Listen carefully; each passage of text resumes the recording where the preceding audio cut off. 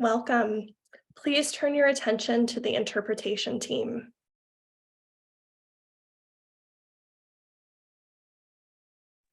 Hello, can you hear me? Okay. Hi, my name is Ron Garcia Fogarty. I'm here with my co-interpreter, Tali Santesteban, and we're here with Tilde Language Access Cooperative. Yo soy Ron y estoy aquí con mi co-intérprete, Talis, y estamos con la Cooperativa de Justicia del Lenguaje, Tilde. So you can see on your screen the instructions for accessing and interpreting. These apply to anybody who's not bilingual. We'll be interpreting mostly from English into Spanish during this webinar. But if somebody does ask a question in the chat and the Q&A, we will be relaying that question in Spanish into English. So if you want to follow along for those questions that may be asked in Spanish, make sure to select the channel. You can see on your screen, well, I'll say that in Spanish right now. Entonces pueden ver en su pantalla cómo acceder a la interpretación. Estas instrucciones son para todas las personas que no son bilingües, ya que vamos a estar proveyendo interpretación primariamente del inglés hacia el español, pero si alguien tiene pregunta en español, ya sea usando el chat o la función de QIA, vamos a estar interpretando esas preguntas hacia el inglés también. Pueden ver en su pantalla cómo seleccionar el canal de idioma. Van a hacer clic en el globo si están conectados con su computadora. Luego seleccionan español. Si están conectados por su teléfono, hacen clic en el más, luego interpretación de idioma y por último el canal. So for those who are connecting, whose primary language is English, to select the channel, you will click on the globe that says interpretation at the bottom of your screen. Then you select English, and then you will be able to hear us if we ever go interpret into English. If you're connected with your phone, the instructions are slightly different. You click on the more, the menu that says more at the bottom of your screen. Then you select language interpretation, and then you select the English channel. Let me see. So for people, I'll give the final guidelines now only in Spanish. So you'll be able to hear the interpreting if you are connected already to the channel. Estas instrucciones finales, solo les queremos recordar a los panelistas que por favor no These hablen. last instructions, we just want to remind the panelists to please not speak too fast so that we can do a good job interpreting. Please only speak one person at a time so that we don't have to choose who to interpret for. We are also going to be using non-binary gender in Spanish. That's a reminder for the public that is here present. Thank you so much for helping us create this multilingual space, not just English into Spanish, but also with ASL. And thank you for the live captioning. Thank you. Back to you. Thank you to our amazing interpretation team. We'd like to review some brief housekeeping notes with you. We are committed to making this an equitable space in which people of all abilities can participate fully and in their preferred language. This takes everyone's commitment and effort to make a reality. For example, we have limited use of the chat function. It's difficult to translate the chat in real time and can be inaccessible to assistive devices. Please send questions, comments, or resources directly to the event co-hosts and hosts. We'll read the questions or comments aloud so they can be interpreted. While we aim to make this a mixed ability and multilingual space, we also know that we're still learning how to do this well. Please reach out to event staff during the webinar if you are experiencing any accessibility issues. We'll also ask about accessibility in our post-webinar evaluation. Please let us know your experience and ways that we can improve. We know we have much to learn and we want to improve our practices. This event features live captioning. You can access this feature by clicking caption at the bottom of your screen. We are recording today's event and we'll share it through our website and YouTube channel. The Q&A feature provides an opportunity for attendees to enter questions for the presenters to respond to. Please reach out to our staff if you are experiencing any ongoing technical issues, but please note we may have limited capacity to resolve issues while the webinar is running. So good afternoon, everyone, and thank you for joining us today and welcome to this webinar, Supporting Survivors Before and Beyond Crisis, Creating a Supportive and Inclusive Workplace. My name is Kim Camacho. I use she, her pronouns, and I'm the Training and Technical Assistance Specialist at the National Resource Center on Domestic Violence. We gratefully acknowledge the Native peoples on whose ancestral homelands we gather, as well as the diverse and vibrant Native communities who make their home here today. Today, I am joining from the land of the Shoshone-Bannock, and our team from FreeFrom is joining from the land of the Tongva, Tatarium, Serrano, Keech, and Chumash peoples. If this is the first time you are joining one of NRCDV's Training Institute webinars, we would like to welcome you and suggest that you visit our website and follow us on social media so that you can learn about all of our exciting projects and initiatives. The National Resource Center on Domestic Violence is a national technical assistance provider working to strengthen the capacity of programs responding to domestic violence victims and their families by promoting programs, effective policy, institutional response and research, and engagement in prevention. Today, through key initiatives and special projects, NRCDV works with many other organizations and partners who bring various experience, expertise, backgrounds, and perspectives to improve community response to domestic violence and ultimately prevent its occurrence.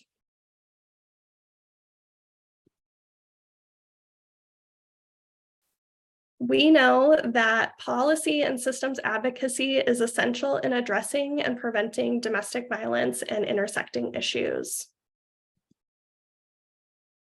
We commit to being expansive in our policy thinking efforts and focus on anti-violence work within the larger context of social justice and progressive world building.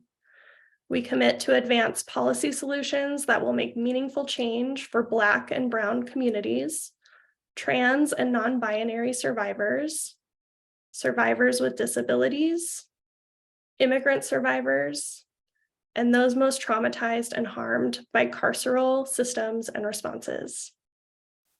Today's webinar will explore the critical needs of survivors within their workplace to maintain their employment and support them in caregiving roles outside of the workplace.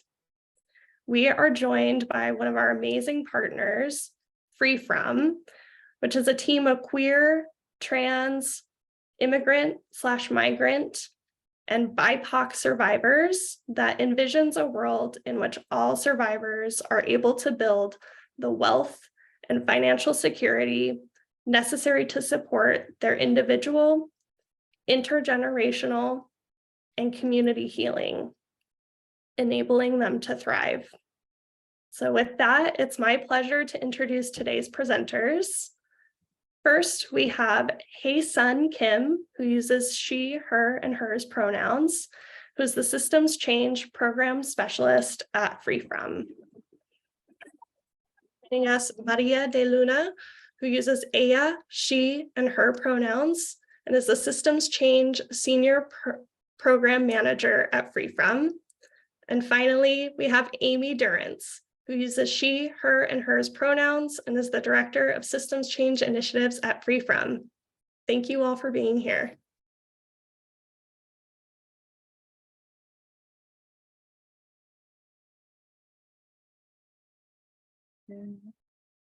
Okay, thank you so much for that warm welcome, Kim. As Kim mentioned, I'm Hae-Sun. It's like saying hey to the sun or hey sun. I have short black hair and I am wearing a red shirt today. So let me see if I can move the screen.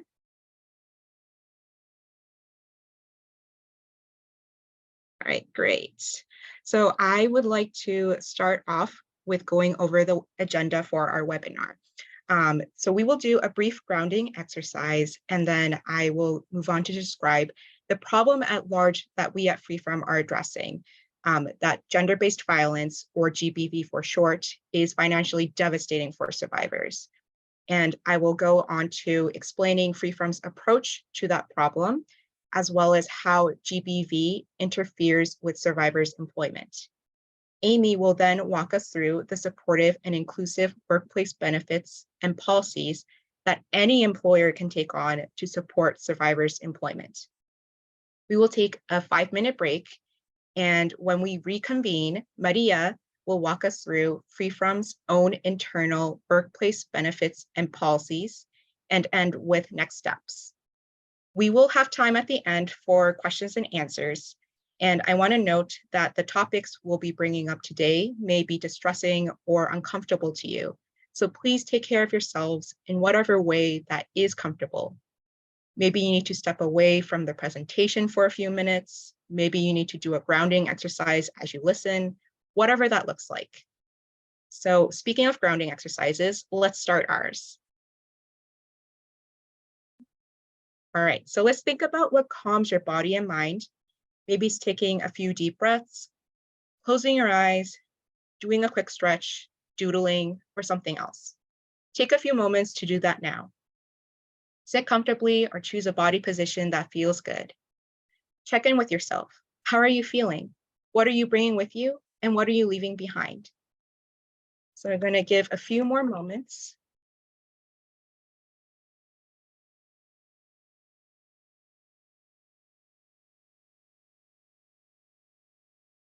Okay, and I'm going to ask folks to bring your attention back to the presentation. And I would like to ask you all to participate in these polling questions. So we will be asking these kinds of questions. Oops, going back to the previous screen, sorry. We'll be asking you these kinds of questions throughout the webinar, and we will be sharing the poll results and read out loud some of the results that you share in the chat. So I want to note that participation is totally optional. You do not have to share anything if you don't want to. The first question is, which of the following describes your field of work? You can choose more than one. Nonprofit, government, academia and research, private sector, and other. And if you chose other, excuse me, and if you want to share, please feel free to write in the chat what your field of work is. The second question is, do you manage or supervise at least one employee in your role? Yes or no? There should be a poll. Oh. Thank you all for writing your responses in the chat while we're still working out some of the technical difficulties. Okay, now you should see a poll. And if you can please fill out your responses there, that'd be so great.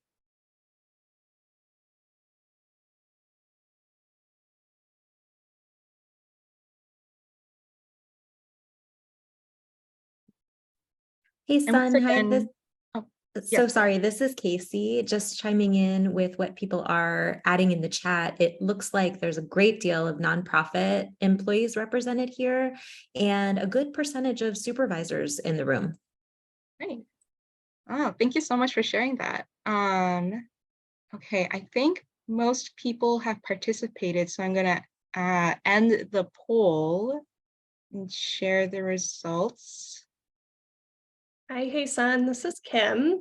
I'm not sure if everyone can see the results, but I wanted to share them out from the poll. It looks like we have about 75% answered nonprofit, about 22% responded government, 4% are in academia and research, 1% in the private sector, and 3% other. And for the second question, do you manage or supervise at least one employee in your role? It's split about half and half. We have about 45% said yes, and 55% said no. Thank you all so much for participating and sharing. And I'm really excited to see sort of a bit of a diversity here going on. Okay, let me see if I can. Okay. Great, so let's move on to the content of the webinar. All right, so the problem at large that we at FreeFrom are addressing is that gender-based violence, or GBV, is financially devastating for survivors. Unfortunately, the prevalence of GBV in the US is incredibly high. In fact, 1 in 2 trans people and 1 in 2 cis women are subjected to GBV by an intimate partner in the US. Research indicates that the #1 obstacle to survivor safety is financial insecurity. The CDC, or the US Centers for Disease Control and Prevention, estimates that $104,000 is how much GBV costs cis women survivors. But that's likely an underestimate because it only takes into account lost productivity and medical bills, and it does not take into account the costs of economic abuse. For folks who are not familiar with economic abuse, it is when a harm-doer controls the survivor's financial resources, like stealing money from a survivor's bank account, preventing the survivor from getting a job, etc. The prevalence of economic abuse is also really high. Research indicates that 99% of survivors are subjected to economic abuse as part of the GBV. So as you can see, being subjected to GBV is financially devastating for most people. Survivors can only secure long-term safety for themselves and their families if they can afford to find safety, rebuild, and heal.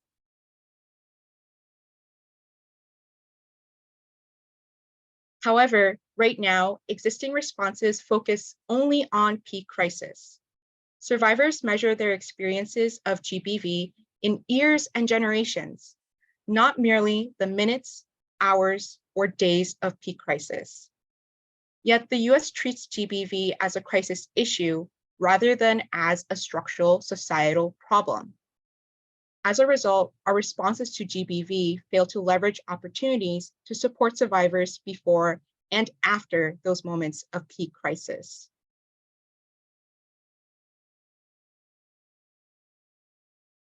So what is FreeFrom's approach? We envision a world where survivors have sustaining income, savings, and credit with which to build wealth and the resources to support individual, intergenerational, and community healing. And everyone has a role to play.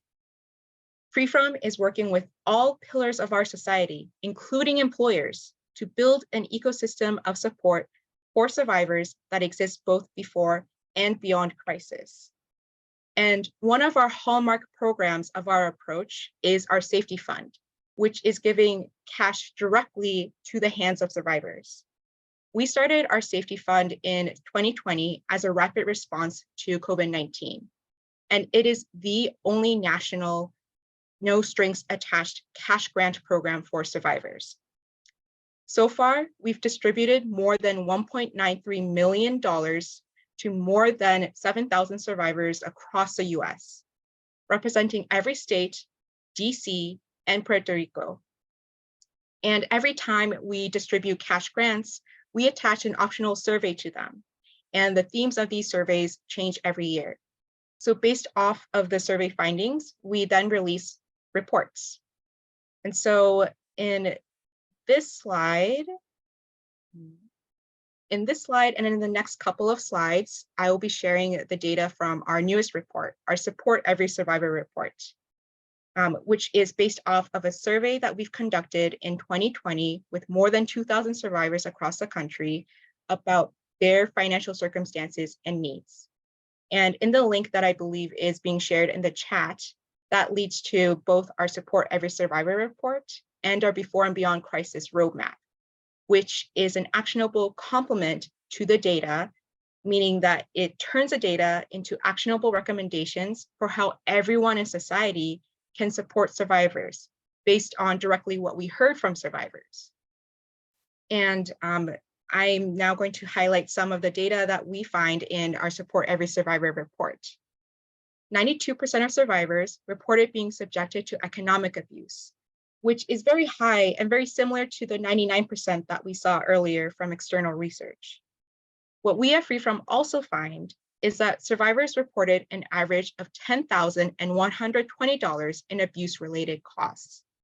At the same time, survivors have an average of $289 that they alone can access and an average of only $10 in savings.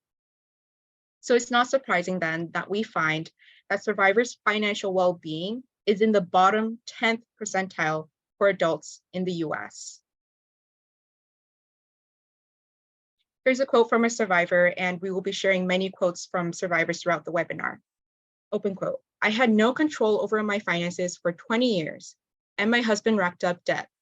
Told me setting up my own 401k was me stealing money from him, and he also opened a credit card in my name without my knowledge. I am using most of my income now to try to pay back debt," end quote.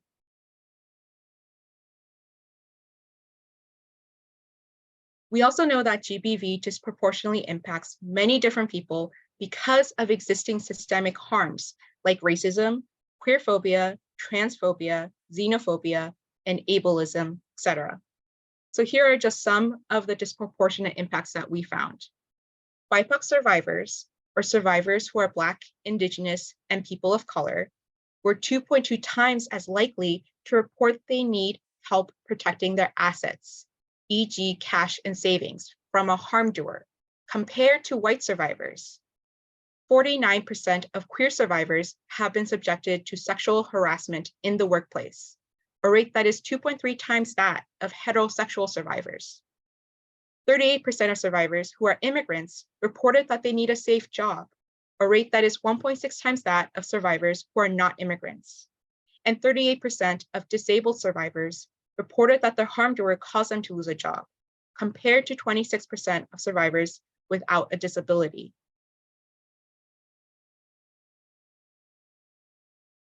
We know that COVID-19 made things worse. 37% of survivors reported that the economic abuse they've been subjected to got worse during COVID-19. And 45% of survivors reported that they used all of their savings to make ends meet due to COVID-19. We also know that GBV interferes with survivors' employment.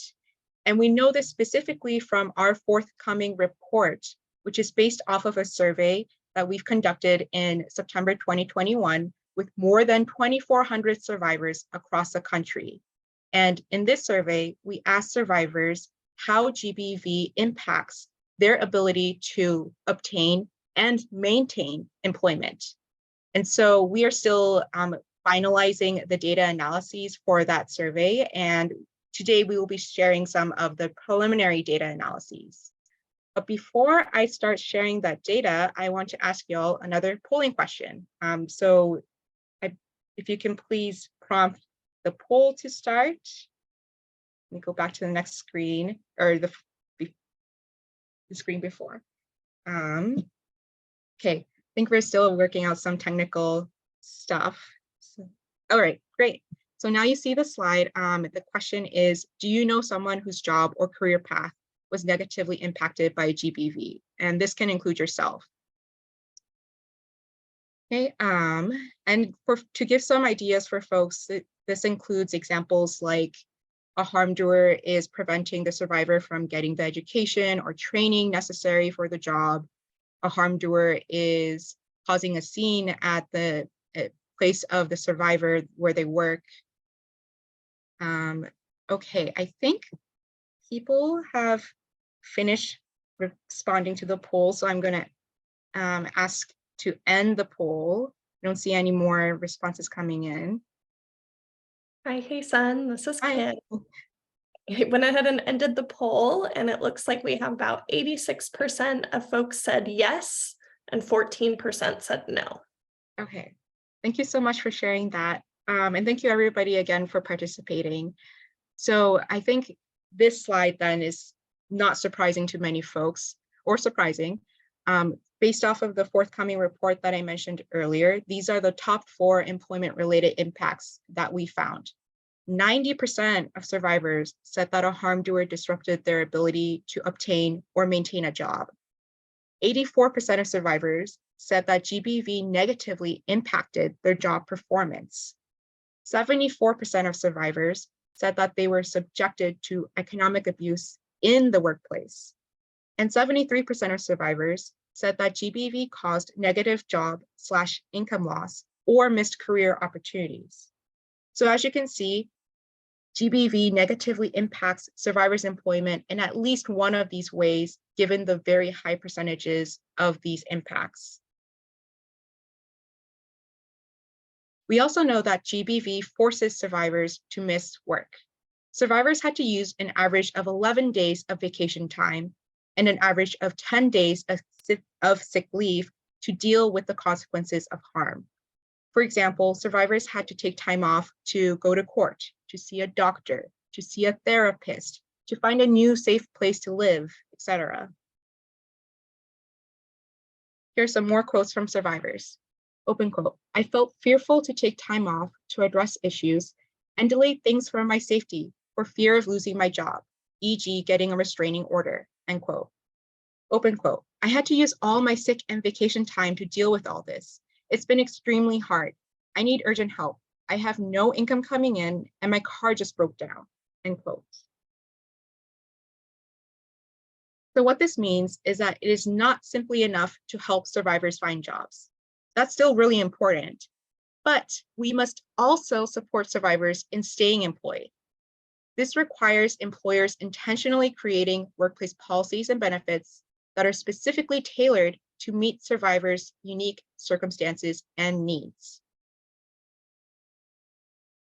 However, the reality is that employers are failing to provide needed workplace support. 81% of survivors said that access to workplace benefits or policies specifically for survivors would help them stay employed and or worry less and focus more on their job. But only 2.5% of survivors said their job actually offers benefits or support specifically for survivors. So this is a really huge gap that we need to mend.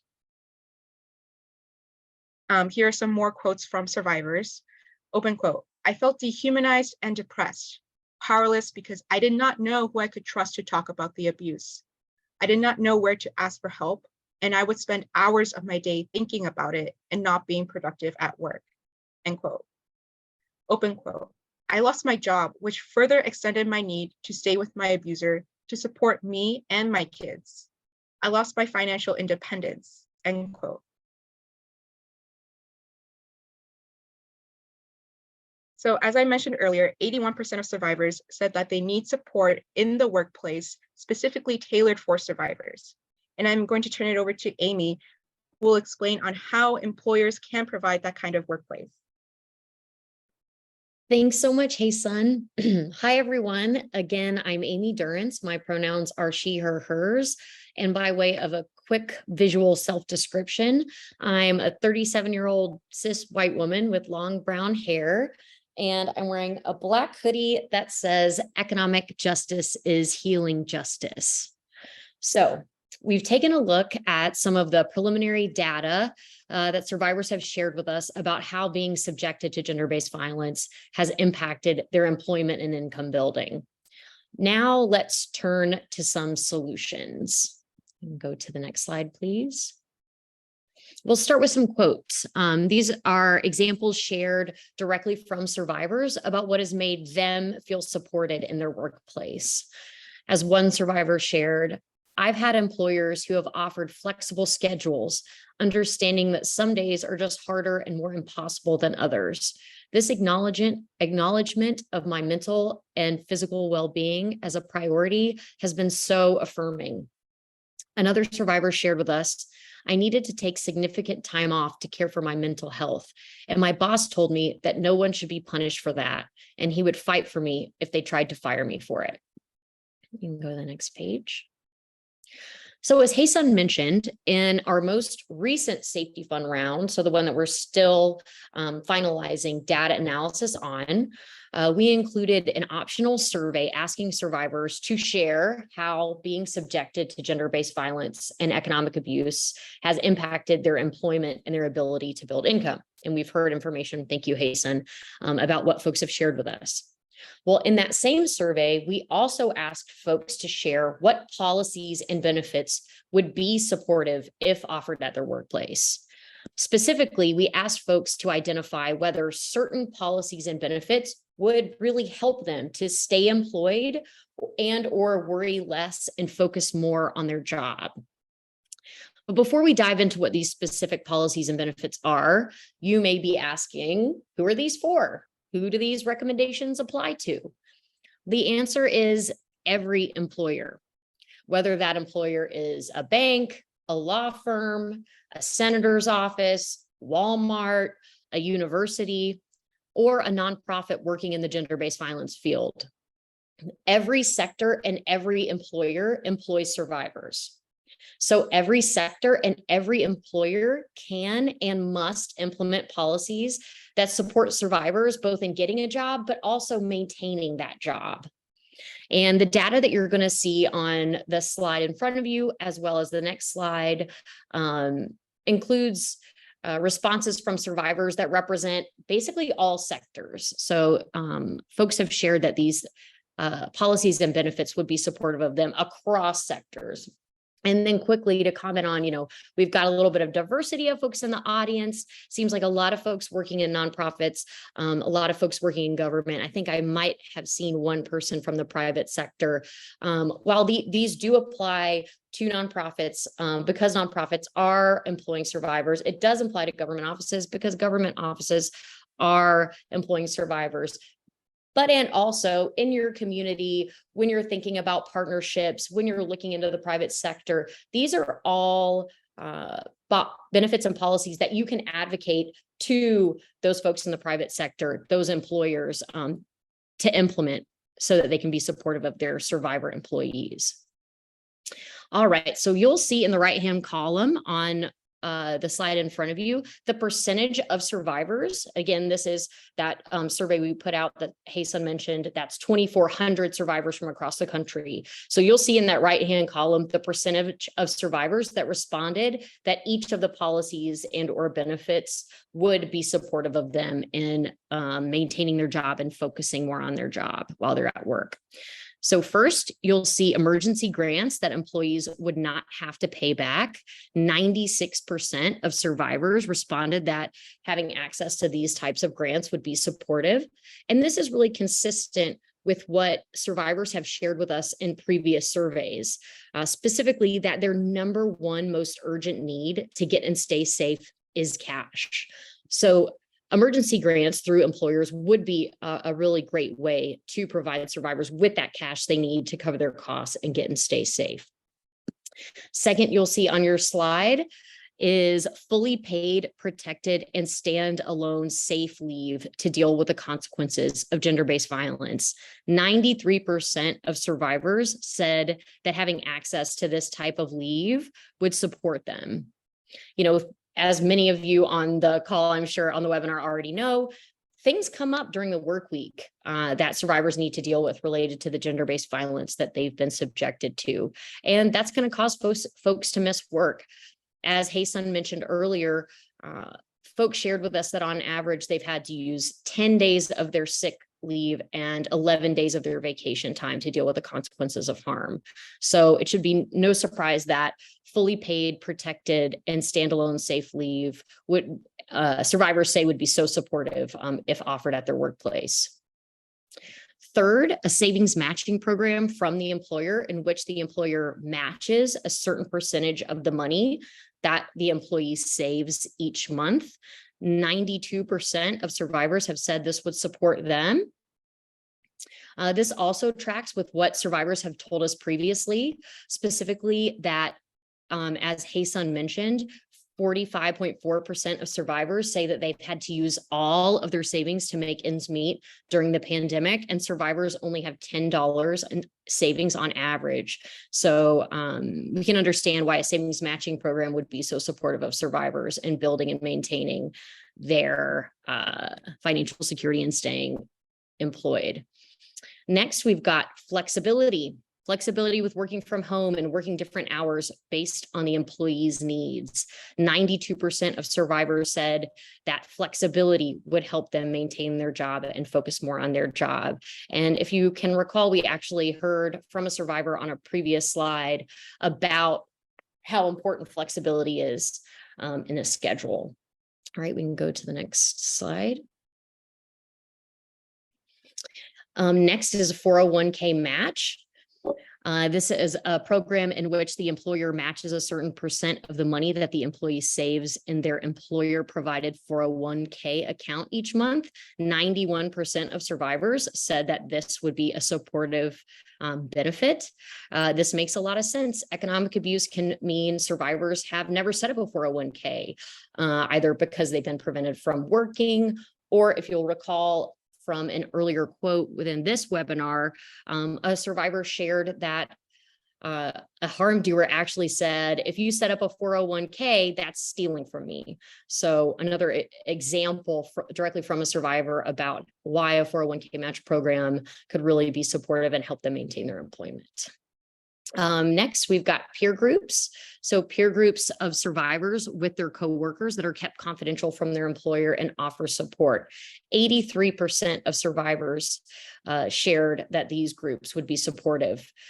This is again consistent with what we've learned from survivors in previous surveys, previous safety fund rounds, specifically, and this is actually in the Support Every Survivor report that and the Before and Beyond Crisis roadmap that was shared in the chat earlier. But 34.9 or 35% of survivors say that building a community of other survivors supporting each other would most help them achieve their goals. Next up, we've got emergency loans. 82% of survivors responded that access to this benefit would be supportive. This is a loan that employees would pay back. So in addition, it's obviously slightly different from the emergency grants, which wouldn't need to be paid back. But in addition to providing folks with the liquidity that they need to cover their costs, so the cash that they need to cover their costs, emergency loans could help folks also build and repair credit, which 48% of survivors have shared with us was a top need, building and repairing credit. And so that is another element of emergency loans that would be supportive of survivors. Tied with emergency loans is affordable and accessible childcare options. 82% of survivors have said that that would be supportive if offered at their workplace. And then also tied is flexible options for receiving paychecks. For example, direct deposit, giving folks the option of a direct deposit, a paper check, or PayPal. And this one might be a little more head scratching, like why would this why would this be supportive of folks? Well, we've learned, again, this is in the Support Every Survivor report, folks shared with us that 74% of survivors don't have access to a safe bank account. What that 74% number is made up of is 58% of survivors shared with us that a harm-doer had accessed, monitored, withdrawn from, or otherwise controlled their bank account. 58%. That's pretty significant. And then an additional 16% said that they just didn't have a bank account. So as you can see, it's really important to provide survivors with options, how they can receive that payment so they can make sure that they have safe access to their paycheck and they're able to really make use of their paycheck. Okay, we can go to the next. In sharing why these types of policies and benefits are necessary, two survivors offered the following. We do care about our work, but when you suffer abuse, you simply can't perform the same way because your mental health is not okay. We worry about our safety and our jobs, but if there was any kind of support for us, that would help us get through this better. And then if employers do not offer resources, they will likely leave critical employees to eventually lose them. This is a public health issue and it's their responsibility. Okay. All right, so now we've got to share in the chat. Which of these workplace benefits policies excite you the most? And are there any workplace benefits or policies that are missing? We can go to the next slide. I know it has a list to remind people. And as y'all are thinking about these benefits and policies, I do want to just say as a reminder, this is preliminary data. We're still working with this data set. These are a set of workplace benefits and policies that we have already, but we want to hear from you in the chat. What are some that you don't see here that we should add? What are the ones on this list that make you the most excited, or anything else that you want to So, share? Hey, Amy, this is Hi. Casey. We do have a question in the chat that I think fits with what you're asking here. Okay, And sure. it's Rachel De Palma. And I actually am wondering if they would be willing to come off mute and share that question Mhm. related to these workplace policies. Mhm. So I am going to invite Rachel to speak. Rachel, are you with us? I am. Can you hear me? Yes. Rachel. Hi, thank you so much for this extremely informative webinar. And I have to tell you how excited I am to see another nonprofit in this space working to help domestic violence victims, because I went through something very similar to this. And I ended up actually in litigation with my employer because of what had happened in the workplace after I reported that I was a domestic violence victim. Now, I'm in the state of California.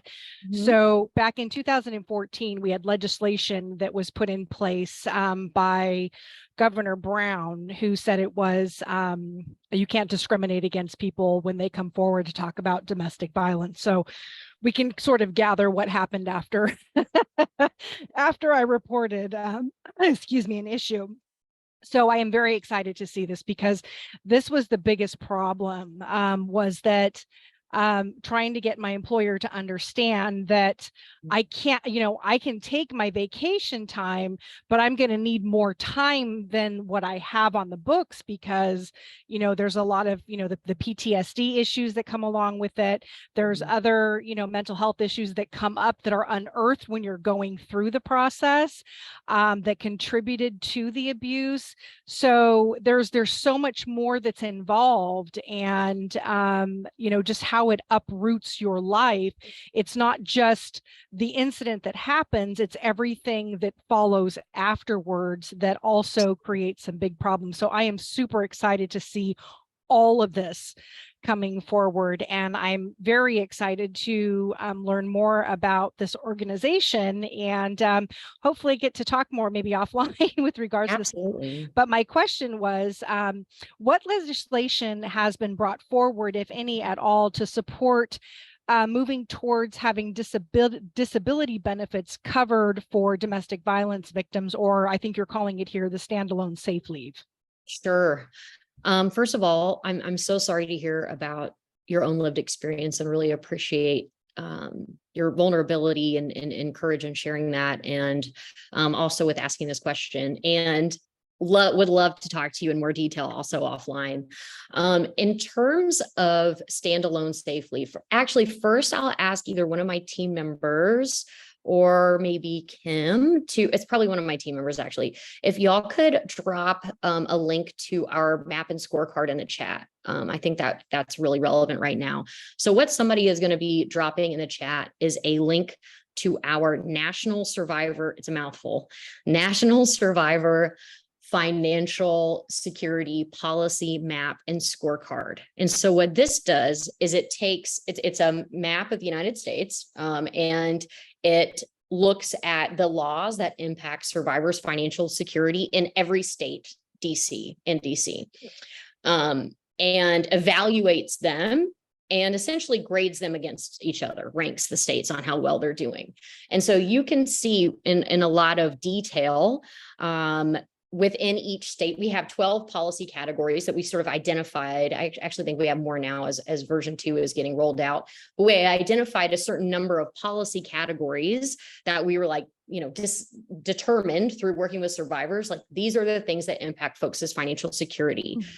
Folks haven't been focused on financial security for survivors. So how can we draw a lot of attention to these things, create momentum, progress for change across the country? So we offer information about right now what the laws are, and then based on what the laws are, here are what they need to be. Here are very specific recommendations for how to improve them. So all of that to say, you can actually get a good look of what the state level paid leave laws are across the country through our map. In terms of at the federal level, there's actually a lot of exciting sort of momentum right now at the federal level in talking about paid leave generally. There's I can point you in the direction of two pieces of legislation, though I have to flag that FreeFrom isn't overly involved in these two particular pieces of legislation, so I might not be able to answer your very specific questions, but they're the Healthy Families Act and the Family Act, which I believe family is an acronym. And both bills, they're introduced right now, both are introduced right now at the federal level. They offer some safe leave, but it's not in line with our model policy. And we'll get into, we're actually going to get into information about our model policy in a moment. So I'll be able to talk about what I mean when I say that. But I will say we're excited to see that it's actually being talked about more. And we as FreeFrom in the coming years are really going to be working to continue to push for a model policy for safe leave for survivors, both across the country, state by state, and at the federal level. And through our model policy, which we're working with the private sector on, which I'll get into momentarily. Okay, this is an absolute amazing. I love seeing this. You're speaking my language. I've been in supply chain management for over 30 years, and I focused on supplier performance management and scorecards. So the second you said scorecards, you had my heart. Amazing. You had my heart, I must say. But thank you so much for taking time during the presentation to answer my question. I really greatly appreciate it. You can go ahead and put me back on mute now. Thank you so much.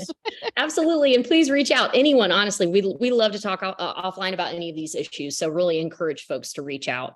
I saw in the chat previously some folks identifying emergency grants as really exciting benefit, as well as the childcare option.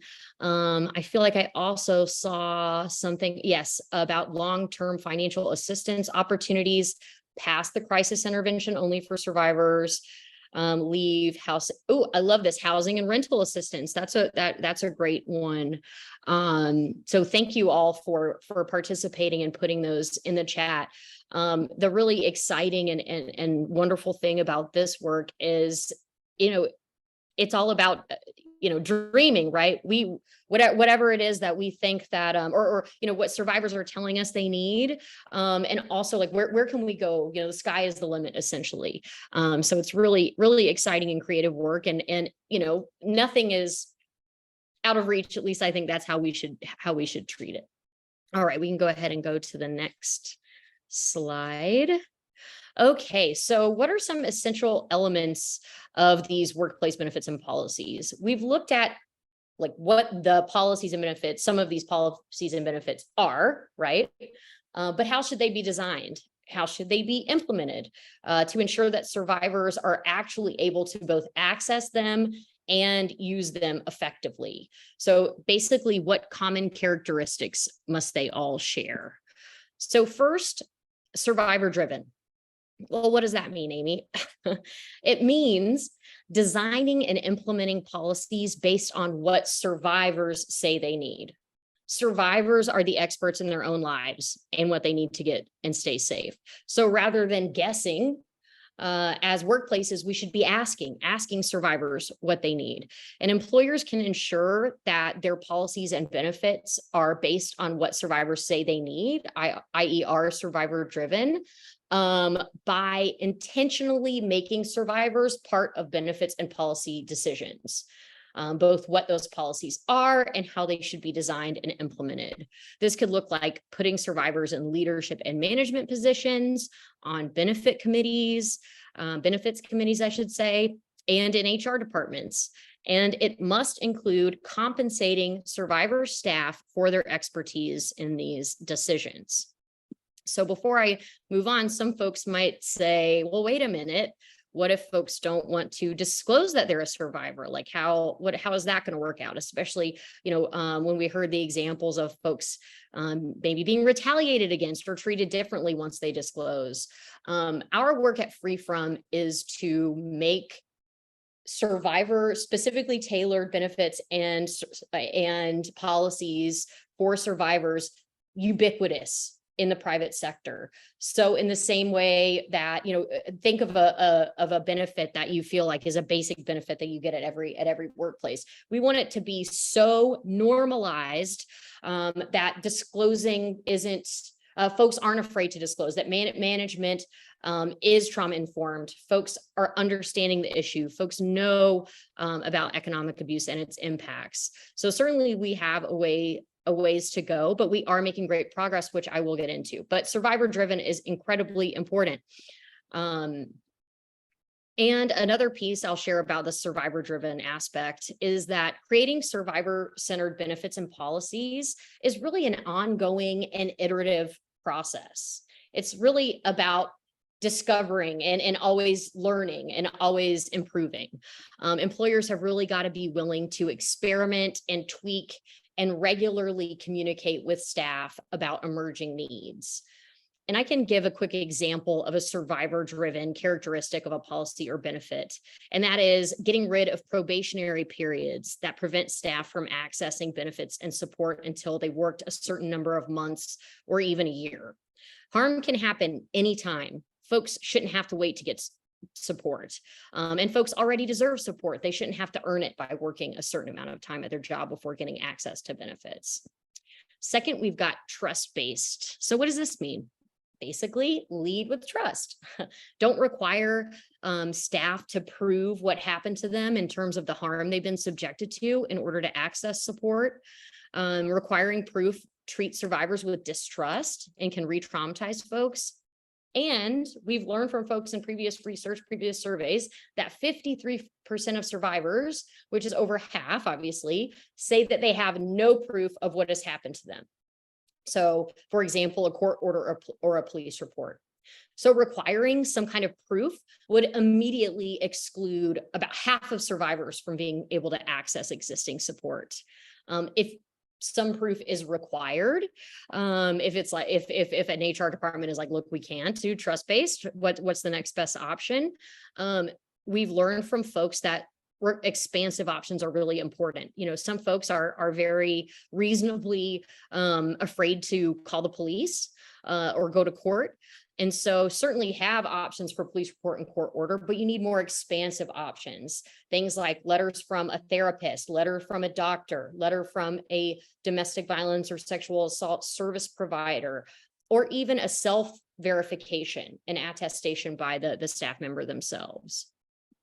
And additionally, take a trust-based approach to how survivors access and use the policies and benefits. And what I mean by that is, for example, don't require proof of how they used a policy or benefit. So asking for a doctor's note or asking them to show receipts for how they spent an emergency grant. This actually replicates the harm and abuse to which folks have been subjected and treats survivors with distrust. If you're asking a staff member, okay, here is an emergency grant, but you need to show us exactly how you used it. What does that sound like? It sounds like the economic abuse that the majority of survivors are subjected to. So we do not want to replicate that type of harm as we're thinking through how we're designing and implementing these policies. Third, as you can see here, flexible. So what does that mean? Well, survivors' schedules and lives are unpredictable, as many of you on this call already know. So flexibility is really key. And even a seemingly helpful benefit. So for example, an emergency loan can actually cause more harm if it's inflexible. So for example, if somebody gets an emergency loan, they've got a certain amount of time to pay that loan back. It has good terms, it's low interest, these kind of things, but something happens in their life related to the gender-based violence during that term that they're supposed to be paying that loan back, and they're unable to make the payment on time. Well, without flexibility, with being rigid in that repayment program, for example, that could actually cause survivors to have further damage to their credit. So something that was intended to be a supportive benefit could actually end up causing more harm. So we really need to lead with flexibility. Also, survivors aren't a monolith. So folks have varied and unique needs and schedules and resources to bring to bear to access support. So one size fits all approaches just don't really work. We really have to provide lots of options for how someone can use and access support and be flexible with those pieces.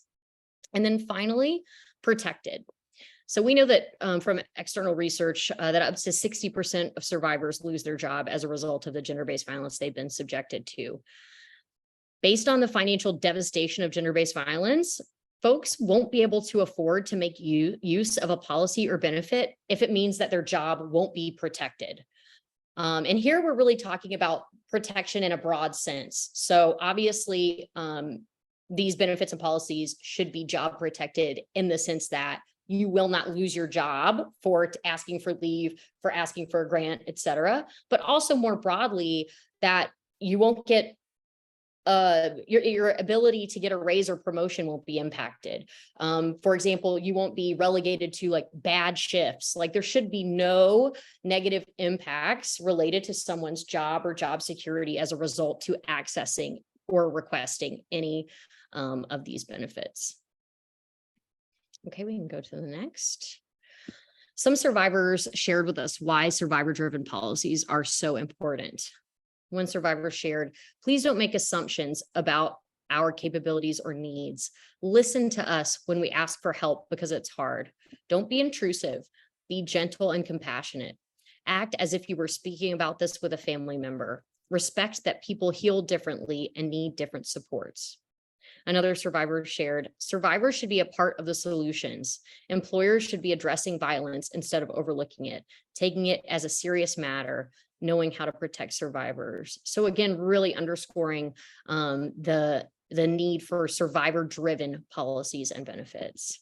Okay. And speaking of, this is what I was alluding to earlier. This is our at FreeFrom's model survivor paid leave policy. This policy provides 4 weeks of fully paid and protected leave and to deal with the consequences of gender-based violence. And it offers a really wide range of purposes, like what counts as dealing with the consequences of gender-based violence. So for example, going to court, going to the hospital or the doctor, relocating for safety, but also more expansive grounds such as recovering financially. We've seen the financial devastation of harm, but that's not always acknowledged in our support for survivors. So with this leave policy, with our model leave policy, it includes being able to take time off to, for example, go to your bank and try and open up a new and safe bank account, or get support from your bank in protecting a bank account that you already have open. It looks like dealing with a credit card company if you've got some debt in your name that was run up by a harm-doer. It can look like a lot of different things, but we really wanted to center and explicitly acknowledge that recovering financially is something that survivors have to take care of. And oftentimes they have to do it during a work week, and they should be able to do that with paid leave. We also have within our model policy, participating in advocacy for oneself and their community. Because again, we feel like we've heard from folks about how, it's difficult to participate in advocating for yourself or your community when you don't have time off from work. A lot of those type of activities happen during the work week. And that's really, we've heard from a lot of folks, a part of healing and recovery is participating in that type of advocacy for themselves and their community.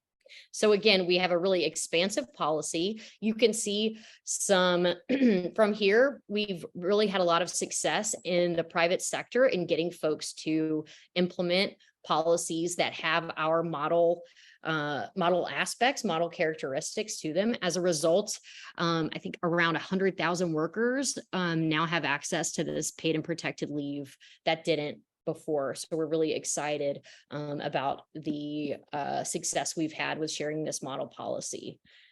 Okay, go ahead to the next slide. So another quick polling question. Does your employer offer standalone paid and protected safe leave? Does your employer offer standalone paid and protected safe leave?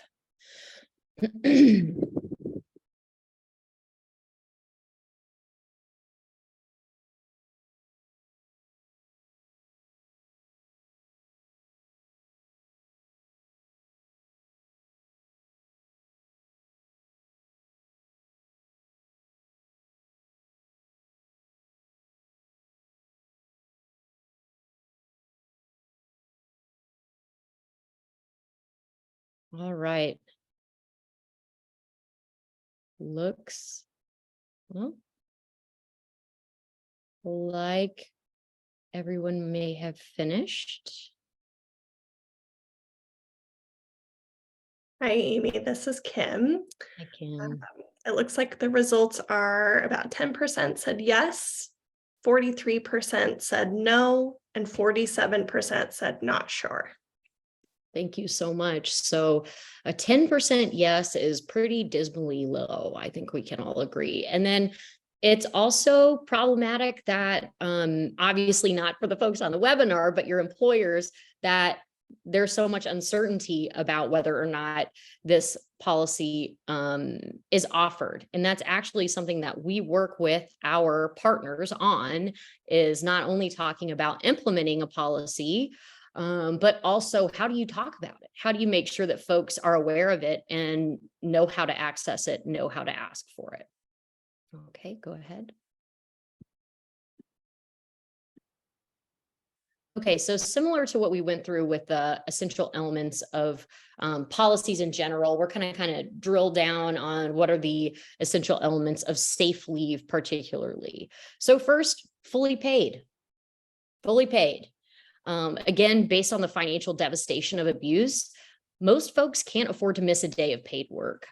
And folks shouldn't have to choose between their financial security and their safety and healing. So it needs to be fully paid. Second, survivor driven. This is the same as what I mentioned on the previous slide when it relates to, I should repeat, really looking to survivors, asking them what they need and giving them what they say they need. So survivor driven when it comes to safe leave, based on the research, based on what folks have shared with us, they need at least 20 days of fully paid leave. Third, we have protected, similar to what we discussed earlier. It's going to be difficult for folks to actually access leave if their job isn't going to be waiting for them when they come back. And again, folks shouldn't have to be forced to choose between their safety and their healing and their financial security. Fourth, trust-based again.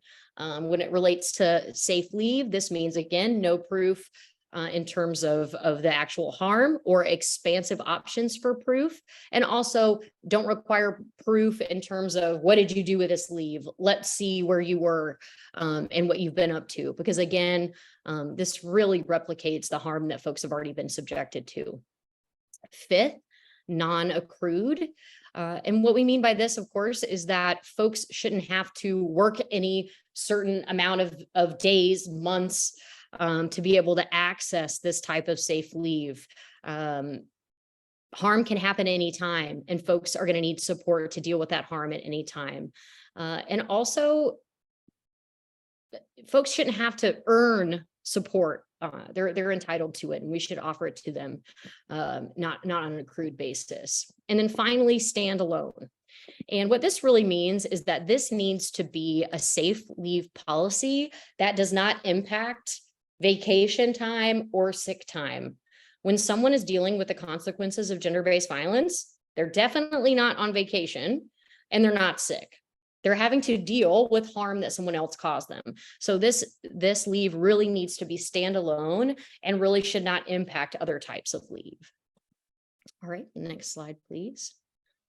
Okay, so another share in the chat. Are there any additional recommendations for creating effective safe leave that we didn't go over explicitly on the previous slide? And here you can see a list of those elements to remind you. But is there anything coming up for you that you're like, this should be added to those essential elements to make any good model paid and protected leave policy for survivors? Does anybody want to share anything?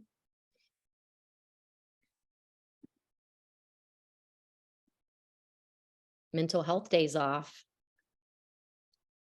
And, I would say you probably, and maybe we can more explicitly include that in our model policy, because I would argue that already exists in our model policy, but I really like that suggestion. It's making me think of making it a little more explicit.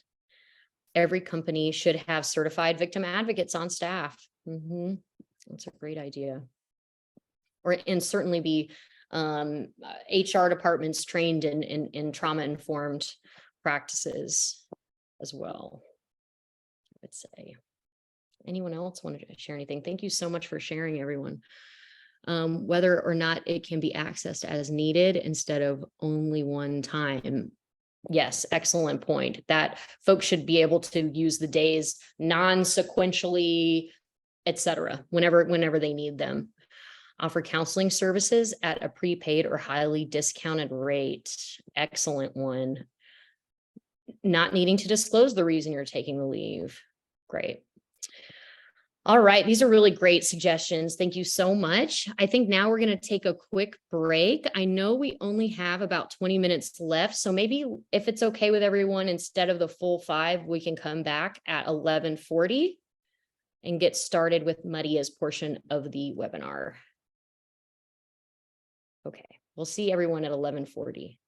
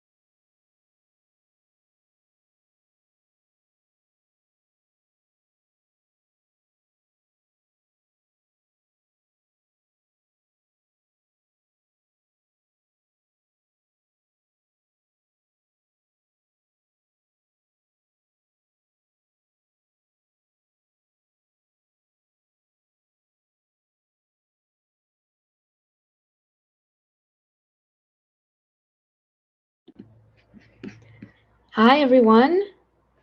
Hope you had a nice break. Again, my name is Maria de Luna. I use ella, she, and her pronouns, and I am the Systems Change Senior Program Manager with FreeFrom. As a quick visual descriptor, I'm wearing my hair in a bun, I'm wearing glasses, and I'm wearing a red blouse. And I'll be guiding us into the last section of our presentation.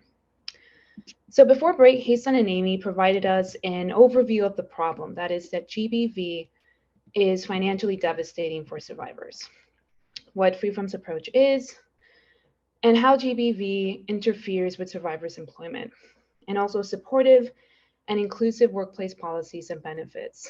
And so I'll be sharing how FreeFrom has implemented these benefits and policies within our own organization. Excuse me. Next slide, please. So as a team of survivors, we recognize that supporting staff with living wages is directly supporting their financial security, well-being, and safety. And as you see on the slide, the minimum annual salary is for full-time employees is $80,000 a year. The hourly wage for store employees of Gifted, FreeFrom Social Enterprise, is $38.46 an hour, which equates to a salary of $80,000 a year for full-time staff. And staff salaries are based on the following 4 principles. 1, FreeFrom is focused on building financial security, and our work is based on the fact that healing is incredibly expensive. 2, FreeFrom is made up of and committed to continuing to hire and employ queer, trans, immigrant, and migrant BIPOC survivors and supporting their healing. And several members of our team are also first-generation college attendees with no generational wealth to their name. 3, we know that most employees spend an average of 8 hours a week while at work worrying about money, and that paying well is good for productivity. And 4, the nonprofit movement is not sustainable, and the high burnout and turnover that comes from underpaying staff cost nonprofits money in productivity gaps, rehiring, and training costs that we eliminate by paying well in the first place. And so this has had a major impact for our team. Based on an internal staff survey, team members experience an average increase of over $47,000 from their previous job salary to their current salary with FreeFrom. And in addition to living wages, FreeFrom also offers a full suite of workplace benefits and policies to support our team, created by, for, and with staff. Next slide, please. And so on the left-hand side of the slide, you'll see several of FreeFrom's workplace benefits and policies. They're not structured in any particular order, but they're just listed here. And on the right, you'll see the percentage of FreeFrom employees who found them helpful in preventing burnout. And the first set of these are listed here, starting with 1, paid sick leave for staff to address their own health needs, care for a family member, or seek relief, including medical attention or counseling to address the consequences of harm. 2 is paid family leave that employees can use to care for a new family member. 3 is paid GBV leave, which, as you recall, is 4 weeks of paid and protective leave that employees can take to deal with the consequences of harm. 4 is a $2,500 GBV stipend for staff or their family members to use in seeking medical care, support services, or legal action to deal with the consequences of harm. 5 is a limited paid vacation for staff to rest and enjoy themselves outside of work. And closely related to this is 6, a vacation stipend of $1,500 per year for full-time staff and prorated thereafter for part-time staff to cover travel costs and ensure enough time for rejuvenation and fun. Next slide, please. So at 7, we have unlimited paid menstrual and menopause leave to ensure staff members are able to properly self-care during their menstruation and menopause. At 8, we have 100% covered medical, vision, and dental insurance to support staff's health and well-being. 9 is flexible work schedules and ownership of time based on employees' needs. 10 is a personal and/or professional growth stipend of $2,000 for full-time staff and prorated thereafter for part-time staff to cover the cost of activities, classes, conferences, or training that support the employee's personal or professional development. At 11, we have a building wealth stipend of $2,000 for full-time staff, and again, prorated thereafter for part-time staff to reimburse investments made into coaching, savings accounts, or other activities that support employees in building wealth. 12 is a technology reimbursement of $1,500 to reimburse staff the cost of tech items needed for work. So this includes things like laptops, phones, and other equipment provided every other year. And at 13, we have a sabbatical, a 2-month leave program, which FreeFrom employees are eligible to receive after 4 years of employment. And every 4 years thereafter, staff members get an additional 2 months, up to a maximum of 6 months of leave after completing their 12th year. And so, as you can see from this slide and the slide before, 100% of FreeFrom employees responded that each of these benefits would help them in preventing burnout and in turn help them thrive both personally and professionally. And as a result of this, FreeFrom has grown from a staff of 5 to a staff of 21 from 2019 to the present, and maintaining a pretty high retention rate among our staff. Next slide, please. So FreeFrom also offers additional workplace benefits and policies, some of which were not included during the first internal survey, which is why there's no accompanying stats, but are available to all staff. And this includes a 401k 5% match, with FreeFrom matching up to 5% of an employee's salary contributed to their 401k. A bring your kids to work policy, in which FreeFrom pays for childcare when employees with children need to work in an office space. Internet and phone coverage. FreeFrom covers employees' monthly internet and phone bills. A 4-day work week policy, in which FreeFrom employees work less hours without having a decrease in salary. And lastly, benefits starting day 1.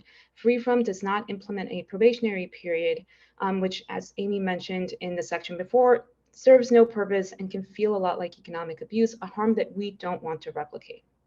And so as an employer of survivors, it was important for us as an organization to not only advance these recommendations externally, but also internally by implementing them. And so how are we able to do this as an organization in the anti-GBB movement? We don't receive government grants. We're mostly funded by private funders who give us multi-year general operating funds that allow us to meaningfully invest in our staff. But we're very well aware that folks who do receive grants from the government don't usually have that flexibility. And so FreeFrom team members have supported other organizations in strategizing and advocating with their funders for more flexible funding, as well as working with the private sector and private sector employers who don't face these similar concerns in better supporting their employees through survivor-driven workplace benefits and policies that are possible and doable now. Next slide, please. And so we want to hear from you, sharing in the chat, what brings you joy at the workplace and what makes you proud at the workplace?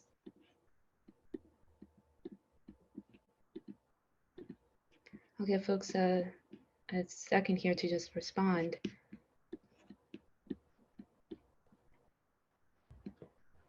Again, what brings you joy at the workplace and what makes you proud at the workplace?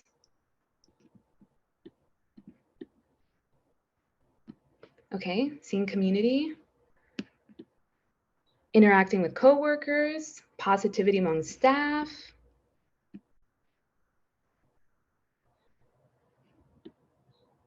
supporting survivors, having a team of coworkers and clients, flexibility and compassion.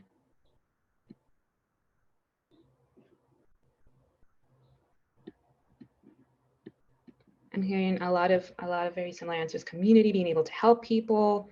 This is all really, really great. Thank you so much for sharing. And please continue to share as you're bringing in responses.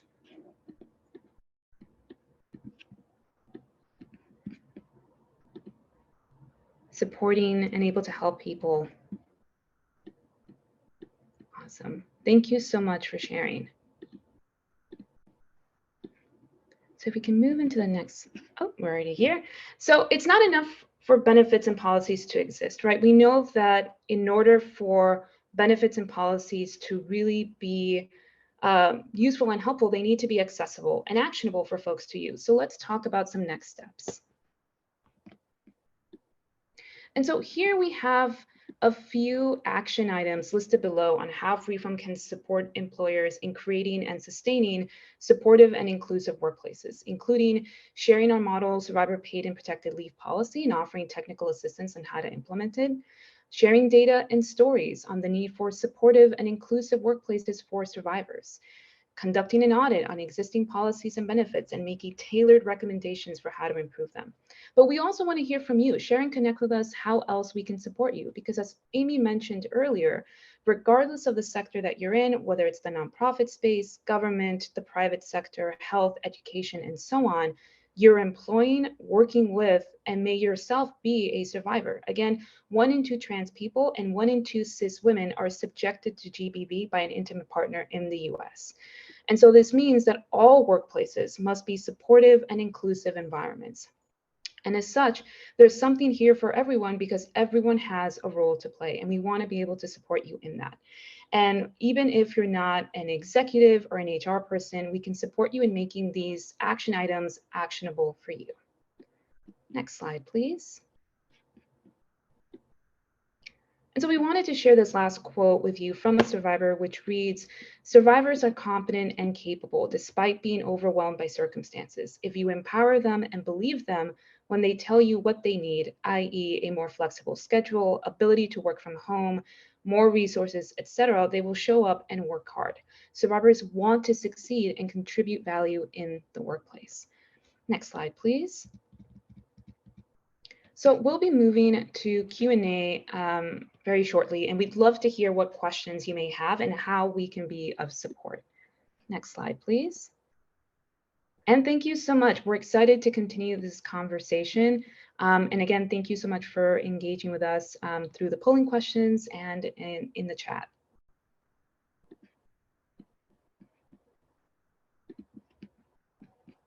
While we were waiting for folks to ask more questions, I did want to jump in. I saw a lot of questions in the chat about, and Maria did a great job of responding to this.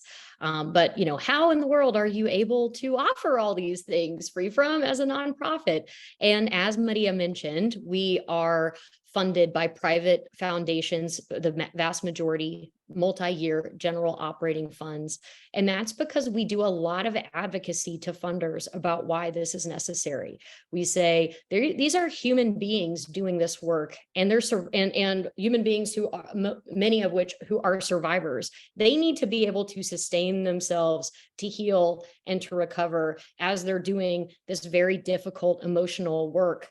And there's always more money, right? Even if it's coming from the government with these more federal, more restrictive grants. We do not even go apply for those type of grants because that's a decision that we made early on with the organization, but understand that not everybody can make that decision. So when we talk to federal funders for programs and advocacy conversations related to public policy, we're also advocating to them about funding, more flexible funding, talking about how having a lot of restrictions on funding actually trickles down, right? And what do those restrictions really mirror? Economic abuse. And so we're constantly trying to do that advocacy and asking for more because there is more, there's always more, leaning into that abundance mindset, right?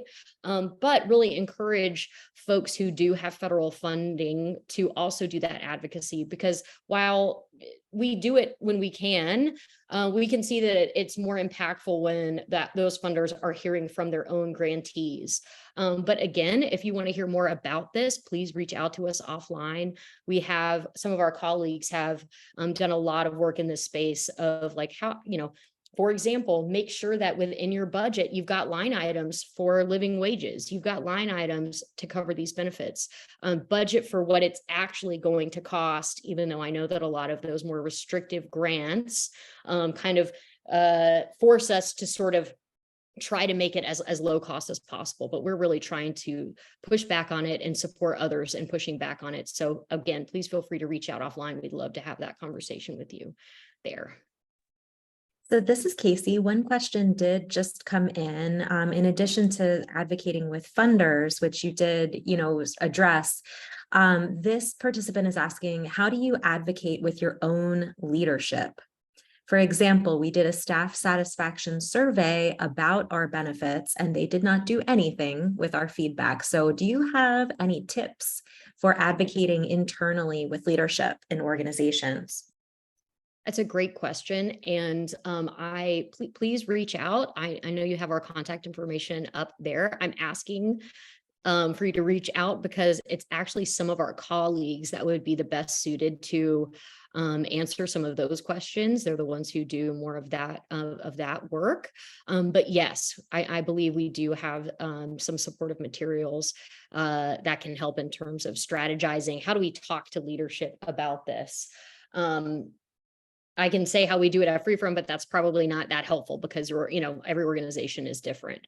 But I will say, just to offer, at FreeFrom, everyone is kind of a part of the benefits conversations all the time. I love to share this example, but Hey-sun, who you saw earlier on this presentation, is actually the reason we have our menstrual and menopause leave policy. The first week that she joined FreeFrom, we were having a conversation about, are there any benefits that folks feel like they need that they don't have or that they're aware of that sound interesting? And Hey-sun's first week, she said, well, what about menstrual leave? And so now we have that policy. So that is the level of sort of, it's very much staff driven at FreeFrom in terms of what the benefits and policies are going to be. And then in terms of how do we pay for that? Well, we ask funders for it and tell them that we need it to do the work and do the work well. But please reach out. Thank you so much. There is another question, an interesting one. I'm not sure who would like to respond. As organizations are beginning to move away from remote work and potentially flexible schedules, do you have data built into your reports to showcase how flexibility impacts productivity? Is there anything that you all have to offer around that?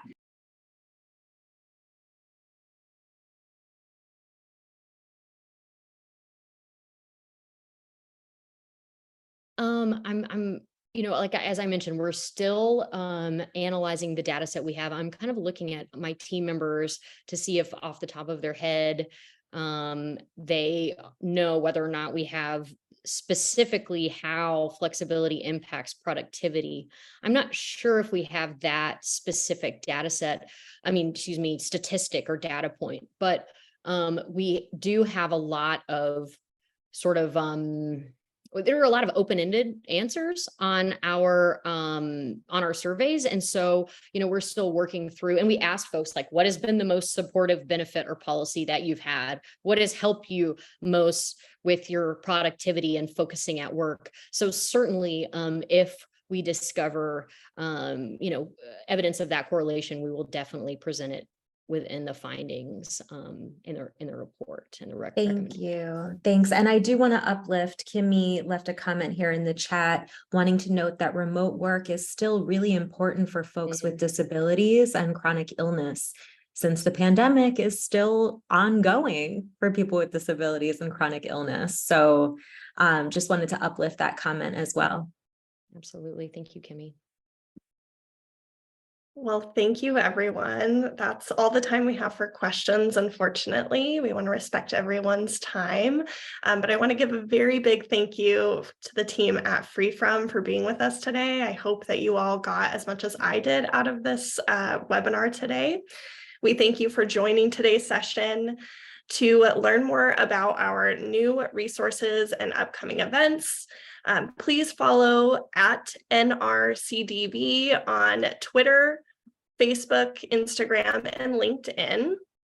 Today's webinar was made possible by a grant from the Administration on Children, Youth and Families, Family and Youth Services Bureau of the U.S. Department of Health and Human Services. Its contents are solely the responsibility of the authors and do not necessarily represent the official views of the U.S. Department of Health and Human Services. Again, a big thank you to our presenters and our wonderful interpretation and captioning team. Please be sure to respond to our brief survey about this session using the link that will be shared in the chat. Thank you and have a great day.